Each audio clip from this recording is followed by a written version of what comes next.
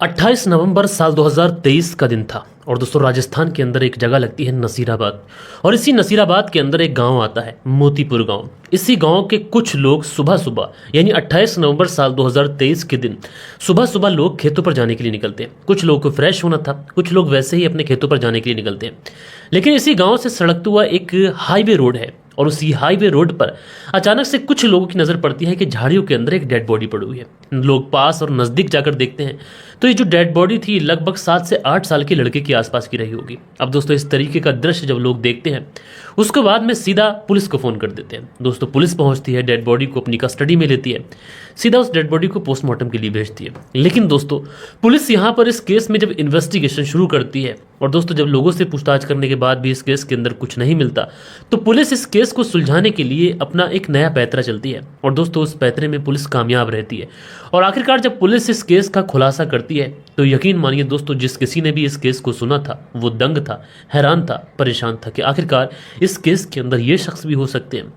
तो इस केस के ट्विस्ट एंड टर्न्स आप लोग जब सुनेंगे तो आप लोग अपने कानों पर हाथ रखेंगे। पूरी कहानी मैं आप लोगों को सिलसिलेवार तरीके से सुनाऊंगा। लेकिन दोस्तों आप लोगों से रिक्वेस्ट है कि अगर आप लोग इस चैनल पर पहली बार आए हैं तो चैनल को सपोर्ट दिखाएं, अपना प्यार दिखाएं, चैनल को सब्सक्राइब कर लें। दरअसल दोस्तों आज की कहानी की बात करें तो आज की कहानी की शुरुआत होती है 28 नवंबर साल 2023 से। और इसी 28 नवंबर साल 2023 को राजस्थान का नसीराबाद और यहीं पर जो गांव मोतीपुर पड़ता है, जब यहाँ पर लोगों को वो डेड बॉडी मिलती है और लोग जब पुलिस को इन्फॉर्म करते हैं, पुलिस आकर उस डेड बॉडी को कस्टडी में लेकर सीधा जब पोस्टमार्टम के लिए भेजती है तो उससे पहले पोस्टमार्टम से भेजने से पहले पुलिस ने इस एरिया के जितने भी लोग वहां पर इकट्ठा हुए थे उन सारे ही लोगों से ये पूछा था कि तुम में से कोई ऐसा है जो इस लड़के को जानता है। लेकिन वहां के जितने भी लोग थे वो कहते हैं कि साहब इस लड़के को हमने पहले कभी इस एरिया के अंदर देखा ही नहीं। लिहाजा उसके बाद में पुलिस जो थी वो डेड बॉडी को पोस्टमार्टम के लिए भेज देती है और उसके बाद में इस लड़के के जो फोटोग्राफ्स क्लिक किए थे वो आसपास के थानों को भिजवाती है ताकि पुलिस को यह सूचना मिल सके कि कहीं पर किसी की गुमशुदगी की कोई रिपोर्ट लिखवाई गई है या फिर नहीं लिखवाई गई है। क्योंकि एक डेड बॉडी अगर मिली है तो जरूर से जरूर किसी घर का कोई बच्चा गुमशुदा होगा। जब गुमशुदा होगा तो पुलिस में रिपोर्ट लिखाई गई होगी। पुलिस में रिपोर्ट लिखाई गई होगी तो हमें पता चलेगा, परिवार वाले आएंगे, कत्ल का मोटिव पता चलेगा, उसके बाद में परिवार वालों से कुछ इन्फॉर्मेशन मिलेगी, उसके बाद हम कातिल को पकड़ लेंगे, केस जो होगा वो सॉल्व हो जाएगा। लेकिन दोस्तों पुलिस जितना आसान इस केस को समझ रही थी उतना आसान ये केस था नहीं। दरअसल जितने भी पुलिस थानों के अंदर पुलिस ने सूचना भिजवाई थी उन सारे ही पुलिस थानों से पुलिस को यह सूचना मिलती है कि इस तरीके की किसी भी लड़के की कोई भी गुमशुदगी की रिपोर्ट किसी भी पुलिस थाने के अंदर दर्ज नहीं कराई गई है।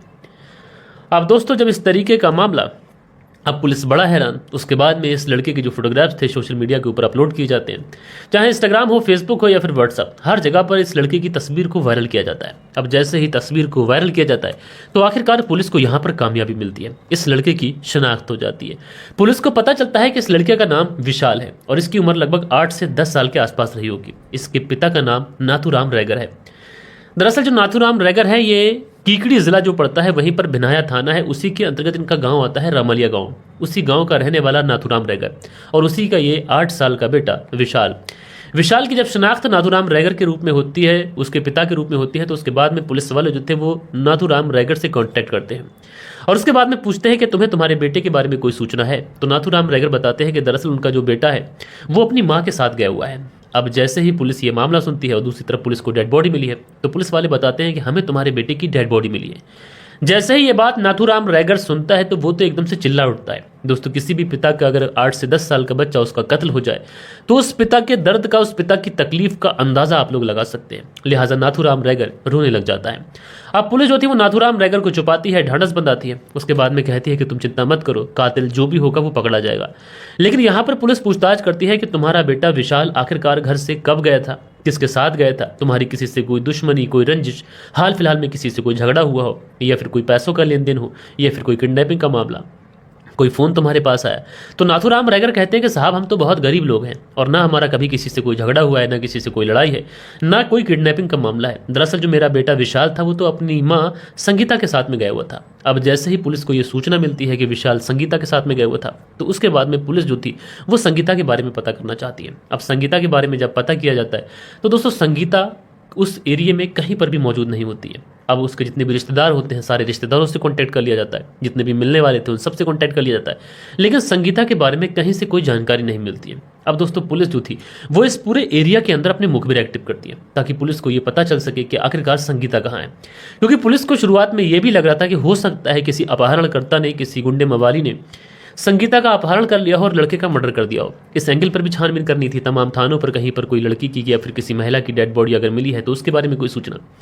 लेकिन दोस्तों ना तो कहीं से संगीता के बारे में कोई इन्फॉर्मेशन मिलती है, ना तो किसी डेड बॉडी के बारे में कोई इन्फॉर्मेशन मिलती है। लिहाजा पुलिस अब इस पूरे मामले में अपने मुखबिर एक्टिव करती है। अब जैसे ही पुलिस इस पूरे एरिया के अंदर मुखबिर एक्टिव करती है तो पुलिस को एक ऐसी सूचना मिलती है कि जिससे ये जो पूरा केस था ये 90 डिग्री तक पलट जाता है। दरअसल पुलिस को सूचना मिलती है कि जो संगीता है ये एक व्यक्ति के साथ में टच में थी और इस व्यक्ति का नाम है लाला राम, जो कि पड़ोस के ही गांव टोटली का रहने वाला है। अब जैसे ही पुलिस को यह पता चलता है कि वो लाला राम के टच में थी तो पुलिस सोचती है कि एक बार लाला राम से पूछताछ कर लेते हैं। उसके बाद में पुलिस जो थी वो लाला राम के घर पर पहुंचती है। और दोस्तों जब पुलिस लाला राम के घर पर पहुंचती है तो वहां पर पता चलता है कि लाला राम भी पिछले कई दिनों से गायब है।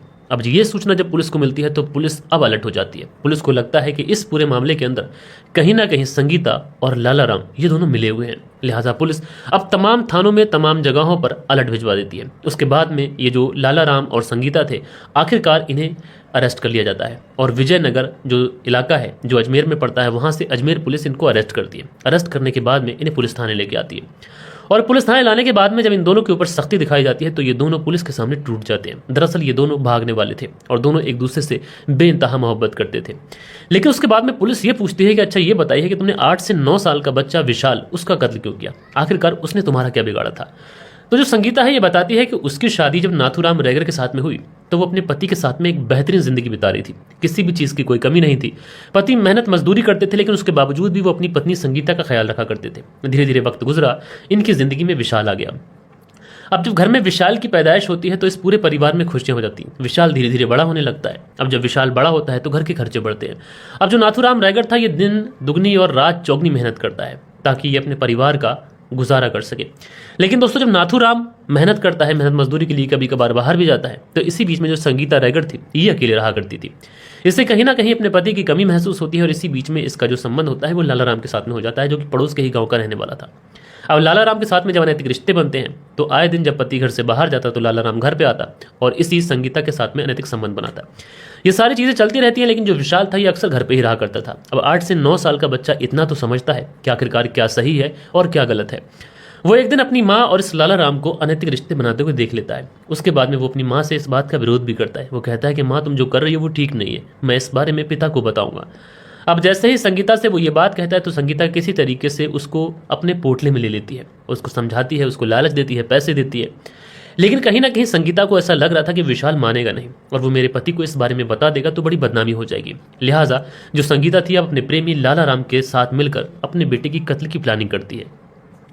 उसके बाद 27 नवंबर साल 2023 को ये लोग इसे लेते हैं विशाल को और उसके बाद में ये निकल जाते हैं राजस्थान के नसीराबाद के मोती नगर इलाके में और वहीं पर ले जाने के बाद में इस विशाल की गला दबाकर हत्या की जाती है। दोस्तों विशाल की जो हत्या हो रही थी वो उसी की मां संगीता रैगर की चुनरी से हो रही थी और संगीता रैगर देख रही थी और ये सब कुछ उसके बेटे के साथ में उसका प्रेमी कर रहा था।